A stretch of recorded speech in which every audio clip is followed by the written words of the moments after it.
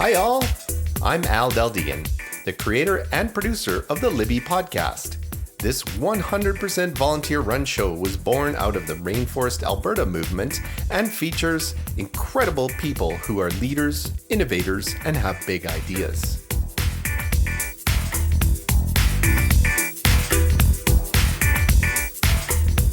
This episode is hosted by Rea Hailley, and it is the 7th episode of her new series.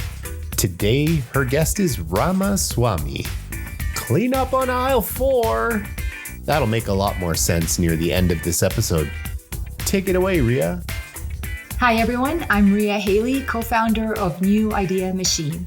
We help businesses save 30 to 50% on subscription fees with custom app development. Welcome to 5 questions and 1 wild story, fempreneurs to watch for. Today's fempreneur to watch is Rama Swami. Hi, Rama. So excited to have you on the show. Hi, Rea. Thank you. Thank you for this opportunity. I'm excited as well. Oh, it's my pleasure. Okay, Rama, tell us, what is it that you do and why is it important? Thank you. This is the perfect starting question. So I'm a pelvic health physiotherapist. I'm trained in physiotherapy and then later on specialized in pelvic health and almost stumbled into it. I wouldn't say that this was a calculated career decision. I almost happened to stumble into it.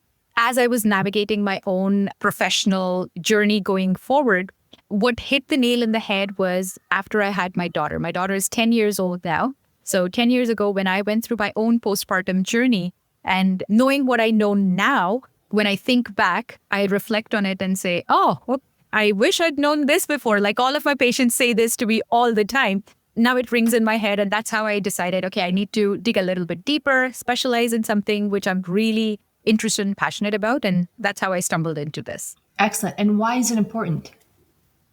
I think with what I see, especially help women with issues related to women's health symptoms. And when we look at the category of women's health symptoms, these are problems which are underreported, often ignored. They've been ignored for a long time. But most commonly, these are symptoms that are underreported. And therefore, there's not enough research funding that goes into investigating why is this a concern or what would be other factors that can go with it. And because of that, there's some stigma, there's some taboo around topics like painful periods or having bladder incontinence or menopause-related changes or the not so pretty parts of postpartum recovery when you think about all of these symptoms. And because it is such an underserved population, the amount of impact that it makes on someone's quality of life is something which was unacceptable. I thought if it's making such a huge dent in someone's quality of life, we need to do something about it. And having lived through that experience, it gave me insight on the amount of suffering or the amount of frustration that comes with it. So that's why I do what I do. That's amazing. And that's why I wanted to have you on this podcast, because I think that more women need to be aware that this is very common. There's nothing to be embarrassed about. And there is professional help available thanks to people like yourself. Certainly. Absolutely. And that's half the battle won. And that's what got me interested in moving away from just being a one-on-one clinician. My day job is that of a clinician. I see clients, I see patients one-on-one in my clinic, but then I soon realized that there's only a finite number of hours in the day that I can have and I can serve. And the amount of exposure needed, the amount of information and education needed goes beyond that. There's thousands, hundreds, millions of women. Half our population is females. There's a lot of women who need to understand and be empowered because not knowing is disempowering. So if they have that information, they can do something about it and they can just feel more confident in their own selves and they have agency. So that got me started on my entrepreneurial journey of using technology, using something in the digital space and seeing if I can expand my reach of all of these things. Yes, I think that's amazing. And women don't have to live in discomfort or pain. There are solutions out there, and our family doctors may or may not be aware of those solutions. Absolutely. And they are, with due respect to all family physicians, given the system that we are operating in right now, they have a lot of burden on themselves. There's a restricted amount of time that they can provide every patient that walks in through their door. And a lot of the troubleshooting, a lot of the problem solving or connecting the dots, like we call it, that needs some time. That needs really deep connections. That needs some honest conversations that need to happen.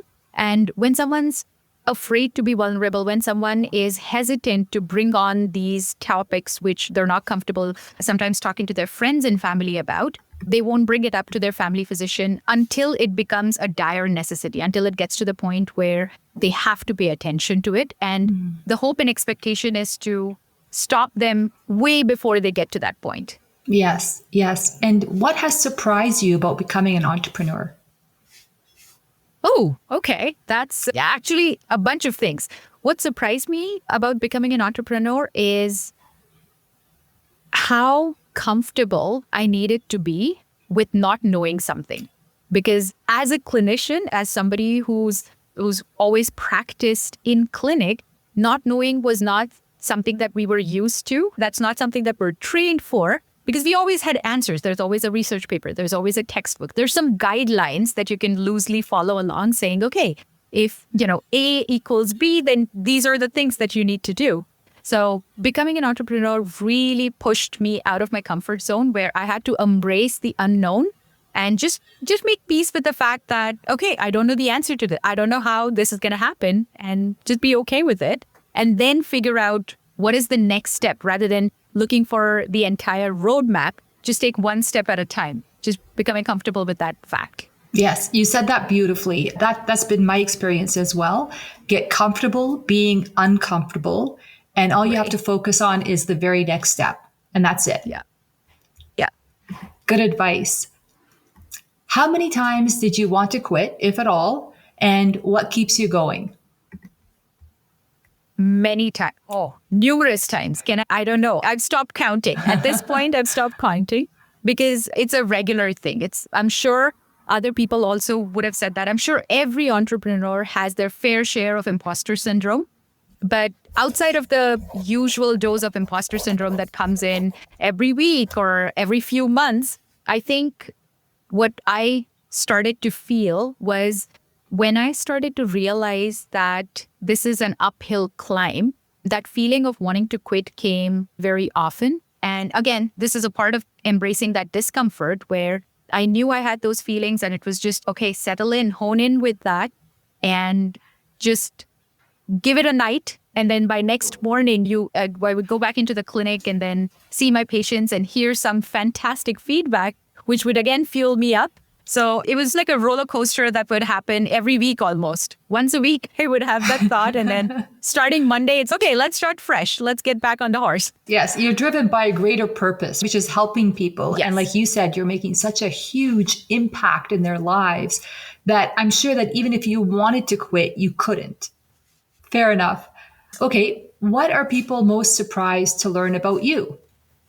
I think what people are most surprised to learn about me is, I don't know, maybe the first thing that came off the top of my head was maybe the fact that I'm not from Canada. I haven't lived in Canada long enough, and I only immigrated here just 11 years ago.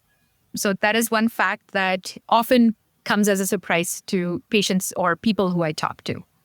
Yes, but do you feel that Canada is your home now, or do you still have a bit of longing for your homeland? No, it is. It still is.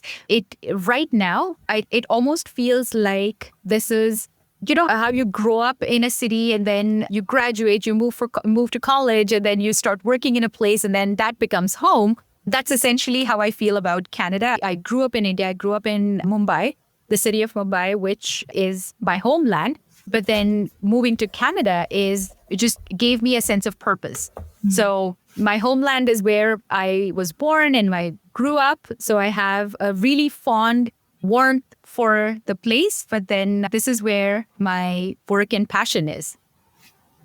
Oh, I'm glad that you're here. Me too. What advice would you give other female entrepreneurs? I think the most important piece of advice, if I can render to anyone would probably be, it is okay to not know something. Everything is figure outable. You can figure out stuff. You can ask for help, and help is available. Being okay in that, being okay or being comfortable in the vulnerable space is what makes the whole journey so exciting. That would be my advice: is be comfortable being vulnerable and ask for help. I know I said 5 questions, but I have another question I'd like to ask you. Sure. And most surprising about yourself throughout this journey of becoming an entrepreneur? Oh, that's an interesting question. I love that. I've never been asked that. So it's really interesting to reflect on that and come up with an answer. What comes to mind is I was surprised at the energy that I still had, that I could bring at the end of the day to do the work that I do outside of the clinic. In theory, when I think of work to me by default always used to be clinical work. So when I thought of clinical work, I had this overbearing of a finite amount of hours, because in practice, when we were growing up in college, we used to have our placements or hospital postings, and sometimes they would be 10, 12 hours or longer shifts, oftentimes with no definite end time. So that was always work. And then at the end of the shift, you're drained and you're exhausted and you're tired. So work always had that caveat for me that at the end of the work, you're always going to be tired, you're always going to be drained. Except when I started doing work that I really enjoyed as an entrepreneur, I'm yet to feel that tiredness. I'm yet to feel the drain and the overwhelm. It's just, if I have to stop, that's just because I do need to get some decent hours of sleep before I can go back in the clinic. So I force myself to stop, but it's almost never the case where I dread the work or I feel, it's again, I have to pull up my laptop and do this. It's almost always that I have to set a timer and say, that's it, you can't go past this. You've got something else coming up. So That was really surprising in a good way for me. That's incredible. And just to clarify to our listeners, you have a full-time job in a clinic, you have a 10-year-old daughter and husband, and you are an entrepreneur building a business from the ground up. I think people need to know that, because that is a lot. And the fact that you still show up with so much energy and enthusiasm for what you're doing is truly inspiring. Oh, thank you. No, thank you. I think it's just, I would give all of the credit to the patients that I see. I wouldn't do what I am doing now, or I wouldn't have thought of what I'm doing now if I didn't see the impact that it makes. Every day when I go into the clinic, there's numerous times, there's multiple times of the day when I hear these words where patients say, oh, I wish I knew this before, or, oh, I wish someone else had told me this before. Or when we get into the discussion about their symptoms, about why their symptoms are happening and what they can do about it, the amount of times that they've come back with a question saying, what do you mean it's common? Other people also have this? I would have never guessed. And just to get that feedback, that fuels us. That just is so inspiring. How can you not keep working after hearing that? Yes, no kidding. Okay, so we've shared a lot of incredible information and insights into your life as a professional and an entrepreneur and as a parent. Now, what's your one wild story? My one wild story. Okay. It could be personal or work-related. This is a funny instance. This is a work-related funny instance. So I'll narrate the incidents here and we'll see how that goes. So we were in the clinic. I was seeing a patient in the clinic, and she was a female around the age of between 55 and 60. And she'd come in with her husband for the appointment, very stressed and very concerned about some changes that were happening in her body. And the husband, very supportive, very caring, he asked if he could accompany her into the appointment. And we said, of course, sure, please join in. That's really supportive. So he comes in and she starts telling me her symptoms. And she says that it's been a couple of days and she had a bad cough. I think this was around flu season. So she was sneezing, coughing, and she could feel some heaviness. She could feel some pressure. And she went to the emergency room, assuming that something was terribly wrong. And she was evaluated and they said that she had prolapse. So she was diagnosed with a prolapse. And then the husband, being supportive, he started Googling the symptoms of this was the first time they'd ever heard the word prolapse. So they didn't know what it meant. So he goes on Google, he types in the word prolapse and tries to look at images. And he is flabbergasted. So he comes in and after she gave me her instance, he said, okay, so we were at Costco and I didn't know if she should accompany me to Costco or not. What if her uterus falls out? Oh my gosh. And thankfully, everyone, all three of us, it was just her husband and I, all three of us, we just burst out laughing. He was very serious in his concern, but yeah, we all took it very humorously. But that is my one wild story, because it encapsulates the amount of unknown that is out there. Even well-meaning, well-intentioned, supportive partners or family members, they wouldn't have any idea of what it is. So I had to reassure him saying, no, you're not going to see a uterus rolling down the grocery aisle. You don't have to pick things up. But that's my one wild story. Oh my goodness. We should make the title of this episode Runaway Uterus or Uterus in Aisle 4. That was legit. That was his concern. He said, okay, I was worried if she can come with me to Costco because I didn't know, what if she had a sneeze and her uterus would just fall out? Oh my God. Oh my goodness. It's a good thing you told him, what would actually happen. Because can you imagine how alarmed he would be if she did sneeze in Costco? Right. Oh my gosh. He'd think it's a medical emergency. Oh, thank you so much for sharing that story. I don't think I'll ever forget that story. Right. Every time you go to Costco, keep it out. Uterus in aisle 4. Oh my goodness. Oh, that was so cool. I love that story. Thank you so much, Rama. Okay. Thank you for listening. I hope you enjoyed getting to know Rama as much as I did and our fun uterus journeys. If you're a fempreneur and would like to be a guest on the podcast, please reach out. I'd love to speak to you. Thank you. I hope you enjoyed the show. Why not become a podcast host yourself? Libby is a community podcast, and we would love to have your voice as a host or a guest. Check out show.libby.ca for more information, show notes, and links for every episode.